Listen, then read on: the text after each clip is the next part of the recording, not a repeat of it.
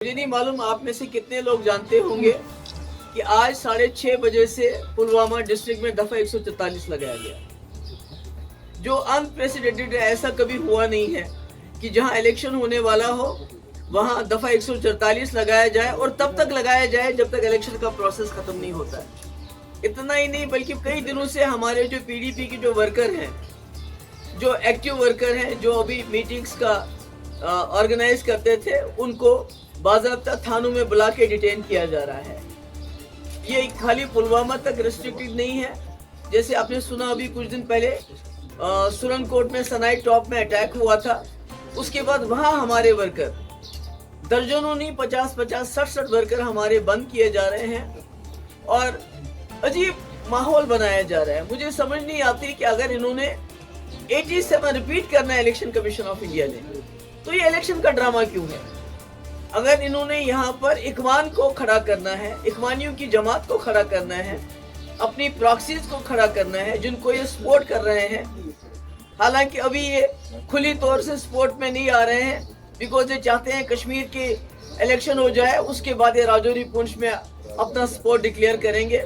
वहाँ भी आप जानते हैं वहाँ इलेक्शन को डिले किया गया सिर्फ इस वजह से ताकि वहाँ जो इनकी जमातें हैं, जो इनकी इखवान जमातें इन्होंने खड़ी की हैं, सूटेड बूटेड इखवान, क्योंकि हमने तो इखवान राज यहाँ खत्म किया था, मगर इन्होंने दोबारा पॉलिटिकल इखवान अब सामने लाया है जिनको ये पूरी तरह से मदद कर रहे हैं। सारी आपकी गवर्नमेंट मशीनरी, हमारे पास लोग आते हैं, चाहे वो पुलिस के लोग हों या दूसरे लोग हों, वो कहते हैं हमें ऊपर से डायरेक्शन है और सिलेक्टिवली पीडीपी के वर्करों को बुलाया जाता है, उनको हरासा किया जाता है और सिलेक्टिवली आज पुलवामा में इन्होंने दफा 144 लगाया। तो मैं कहना चाहती हूँ जो हमारे लेफ्टिनेंट गवर्नर साहब, अगर आपने यही करना है, अगर आपने अपनी प्रॉक्सीज के लिए सारी मशीनरी, सारा पैसा, क्योंकि अभी जो हमारी राजौरी पुंछ से जो हमें इत्ला मिलती है वहाँ भी इनका जमानत जब्त होनी है, वहाँ की इनकी कश्मीर में भी इनकी जो पार्टीज है उनकी जमानत जब्त होनी है। मगर मुझे समझ नहीं आता ये किस बलबोते पे इतनी सारी सरकार की, गवर्नमेंट ऑफ इंडिया की सारी प्रेस्टीज, सारी मशीनरी, सारी सरकार इस वक्त इनके हक में काम कर रही है और पीडीपी को सिलेक्टिवली टारगेट किया जा रहा है। हमारे वर्कर्स को पकड़ के बंद किया जा रहा है, थानों में उनको हरासा किया जा रहा है। परसों हमारा 70 साल का आजम मलिक, उसको बंद किया और 2 दिन के बाद उसको छोड़ दिया। आज फिर से हमारे वर्कर जो हैं वहाँ सुरनकोट में बंद किए गए, 60 पहले बंद किए, उनको छोड़ दिया, अब दोबारा और लोगों को बंद किया जा रहा है। हमारी मूवमेंट वहाँ कर्टेल हो रही है। यहाँ आपने देखा कि यहाँ पर भी इस वक्त पुलवामा में भी बहुत बुरा हाल है। तो मुझे समझ नहीं आती, मेरी यही गुजारिश है लेफ्टिनेंट गवर्नर साहब से, अगर आपने यही करना है तो इलेक्शन का ड्रामा क्यों? अभी तो हम 87 के कांटे भी नहीं निकाल पाते हैं। अभी तो हमारे कब्रिस्तान 87 के जो उस दिन दांधली हुई थी उसकी वजह से भरे हुए हैं। हमारी बच्चे ये यतीम हो गए हमारी बेवाएं यहाँ हो गई हैं और नतीजा है 87 का इलेक्शन। बड़ी मुश्किल से वाजपेयी जी ने 2002 में रेड फोर्ट से ऐलान किया कि जम्मू कश्मीर में फ्री एंड फेयर इलेक्शन हुए और बड़ी मुश्किल से कश्मीरियों का भरोसा है इस वोट की पर्ची के ऊपर। तो अगर आप आज ये फिर वही धांधली करना चाहते हैं तो हमें बताइए, हम चले जाएंगे, हमें कोई मजबूरी नहीं है।